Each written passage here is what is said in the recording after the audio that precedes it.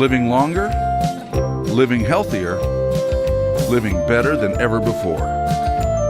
Welcome to Mountain Pacific's Healthy Living for Life, a weekly series that gives you the information, education, and expert insight you need to become an active participant in today's ever-changing healthcare climate. Here now is today's program host.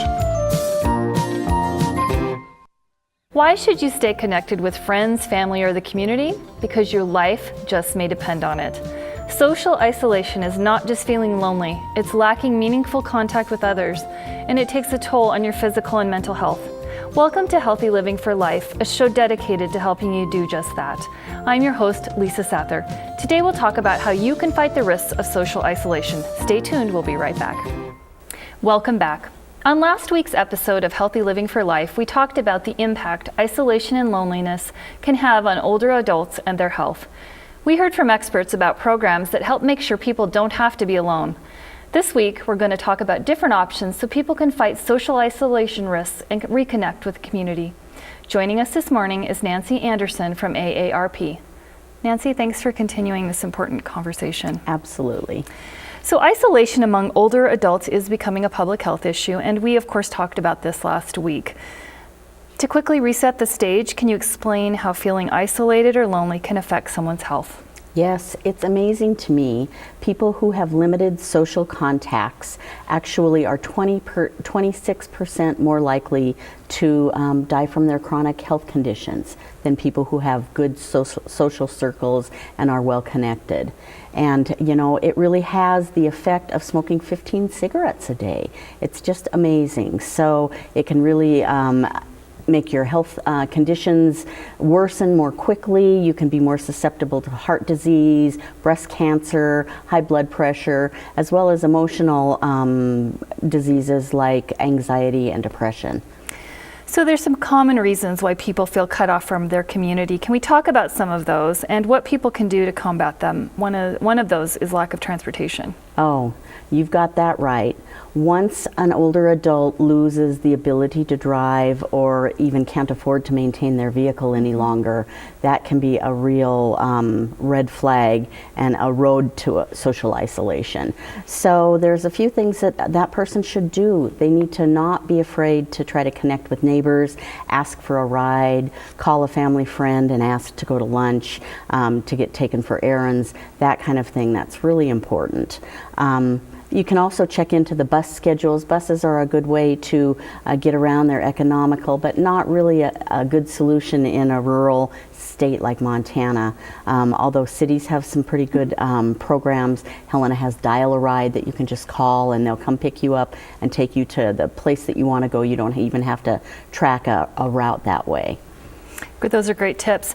Another common risk factor for isolation is physical fitness. You know, feeling tired or weak or feeling off balance, as a lot of folks might, or even a poor body image can obviously keep people from getting out and socializing. What's your advice there? Well, you know, health conditions really affect your ability to get out and connect in the community. So the best idea is to join a health club because you get kind of a twofer for that one. Mm-hmm. You get some social contacts right there, plus the physical exercise to help strengthen your body so that you can be more mobile. But that's not available for everyone. Senior centers offer exercise classes. There's exercises you can do at home as well.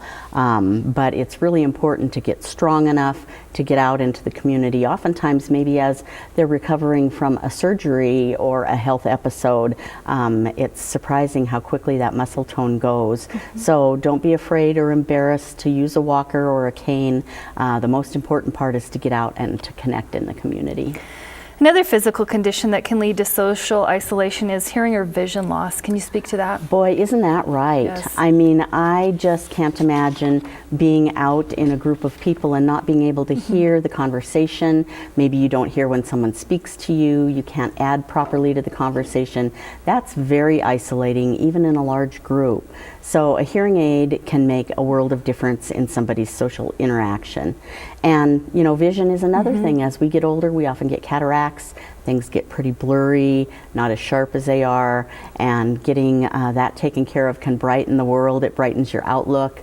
It makes you better able to drive and get around. So your physical health is really important in so many ways. How about connecting with people online? Is this helpful, or does the social interaction actually have to be face-to-face? Oh no, technology is wonderful. There are apps now like FaceTime and Skype where you can actually connect to your loved ones miles away. And Facebook is a great outlet. I lived away from my family for 13 years while my grandkids were little and growing up. But thanks to Facebook, I got to see their first days of school and their Easter baskets and all the wonderful things that really marked their growing years. And so I didn't feel like I was apart from them. It really is fairly easy for older adults to get connected. And it might be a good idea. Maybe you could buy a tablet for your loved one, set it up at home and mail it to them so they're all set to go. All they have to do is turn it on. Great. So for those people who don't have friends or family nearby, what are some community options that they might be able to tap into to meet new people? Well, it's always good to tap into your senior center. They have meals, they have social activities. Another great way to get connected is through volunteering.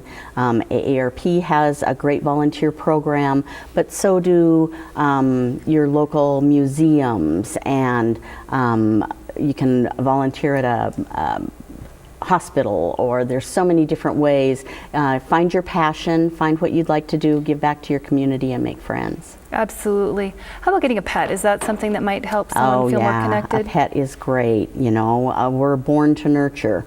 So the more that we can get a pet and take care of it. However, if you're not up to that, even growing plants in your house or having a garden outside can fulfill that nurturing need. And so that might be a good option as well. Wonderful. So we just have a few seconds left, maybe quickly, and maybe a few sentences talk about caregivers and how they may feel isolated sometimes. Right. If your spouse or your loved one suddenly falls ill, your life becomes taking care of that person. So it's important for you to connect. AARP has some great caregiving resources at aarp.org/caregiving. Great, thanks. We're going to take a quick break. As we mentioned, we're going to talk about how volunteering benefits you and those you help out, and how to volunteer opportunities no matter where you live. Stay tuned. We'll be right back.